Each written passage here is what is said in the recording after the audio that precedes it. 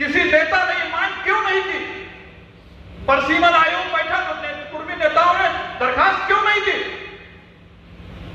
हमको एक लोधी नेता ने कहा कि आप मेरे पास आइए, हम चलेंगे, हम पैरवी करेंगे, उस सीट को खुलवाएंगे। आखिर ये मांग कुर्मी नेताओं की तरफ से क्यों नहीं आई? और संसदीय सीट जो लोकसभा की थी उसको काटकर मिश्रिक सीतापुर में जोड़ दिया और वो भी रिजर्व कर दी। क्या उस कांग्रेस का कोई कुर्मी आगे बढ़ सकता है?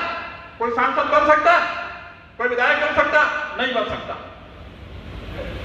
काटापुर को तोड़कर आधा किलोई नगर में मिला दिया, आधा इधर मिला दिया।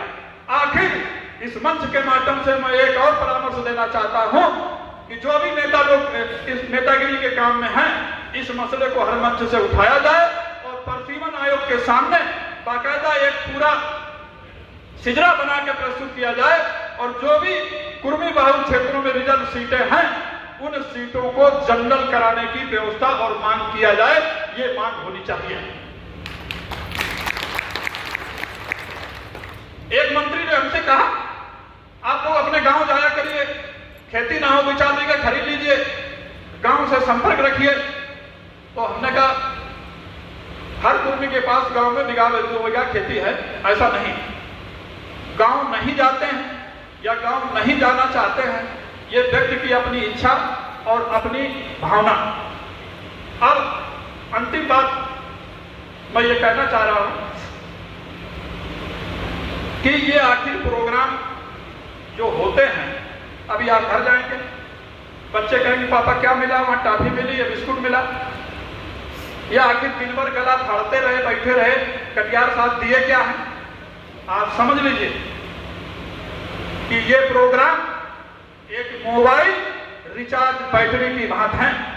मोबाइल की बैटरी सुबह चार्ज करते हैं, बैठ जाती, मेरी बैठ गई, और अगर उसको दोबारा चार्ज ना किया जाए तो मोबाइल चलेगा नहीं। ये कौम, ये बिरादरी एक सोने वाली बिरादरी रही है जिसको जगाना जरूरी है और उसके लिए समय समय पर इस तरह के कार्यक्रमों का होना जरूरी। मैं आज जितने लोग यहां मौजूद हैं, मैं आज ये विश्वास दिलाना चाहता हूं कि अब मेरे पास खोने के लिए कुछ नहीं बचा। हम सब अपना दांव पे लगा चुके हैं। परिवार के लोग मुझे दबाव डालने धिक्कार रहे हैं। अगर आज मैं ये सब छोड़ के चला जाऊंगा तो जितनी ये सल्तनत बना के खड़ी की है सब गुंडे कब्जा कर लेंगे और मेरे मरते मरते मेरी आत्मा कुंठित होकर मैं मर जाऊंगा। हम आप पीछे हटने वाले नहीं है। हमारा जो नुकसान होना था मैं झेल चुका हूं, मैं इंक्वायरियां झेल चुका हूं, सजाएं झेल चुका हूं। अब मैं इस अभियान को रोकने वाला नहीं हूं। मैं ये विश्वास दिलाना चाहता हूं कि मैं जीवित रहूं या न रहूं, अध्यक्ष रहूं या न रहूं, मेरे मरने के बाद ही मेरे खून का एक एक कतरा इस समाज को मजबूती देगा और मेरी आत्मा इस ब्रह्मांड में जहां भी विचरण कर रही होगी इस कुर्मी समाज का मार्गदर्शन करती रहेगी। ऐसी कौम, ऐसा कमेरा समाज जिसका लगातार शोषण किया गया है, लगातार उसके अधिकारों का हनन किया गया है, उसे जगाने की जरूरत। पूर्व में जो महापुरुष हुए मैं उनका नाम सम्मान के साथ ले रहा हूं। माननीय राम स्वरूप वर्मा, श्री जयराम वर्मा जी, जयराम वर्मा जी, राम स्वरूप वर्मा जी, इन्होंने बहुत समाज सुधार का काम किया। लेकिन आज मैं उनसे डिमांड करता हूं जहां भी उनकी आत्मा हो कि उन्होंने कुर्मी समाज के नेताओं की पौध नहीं लगाई और किसी को नेता नहीं बनाया। अगर उन्होंने कोई पौध लगाई होती तो आज हम लोग इस तरह यहां पर नहीं बैठे होते।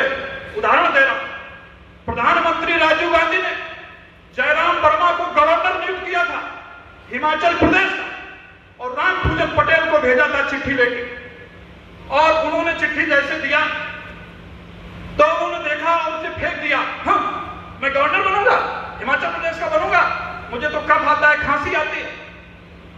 मेरा कहना यह है उस समय तक और आनंदीबेन के पटेल के बनने तक न तो कोई उत्तर प्रदेश का कुर्मी गवर्नर बना था और न ही उत्तर प्रदेश से कोई व्यक्ति किसी दूसरे राज्य में गवर्नर बना था। अगर बाबू जयराम वर्मा उस प्रस्ताव को स्वीकार कर लेते तो एक कुर्मी प्रथम राज्यपाल की उपाधि मिलती उनके बच्चों की भी लाइन प्रशस्त हो जाती और नेता बनते।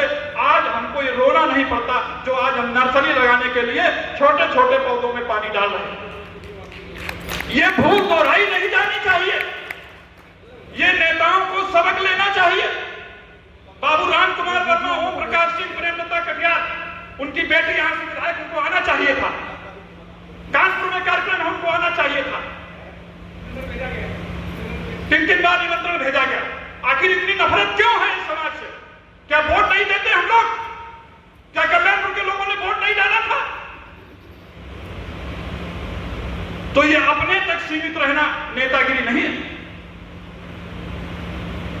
इसे पब्लिक को भी समझना होगा।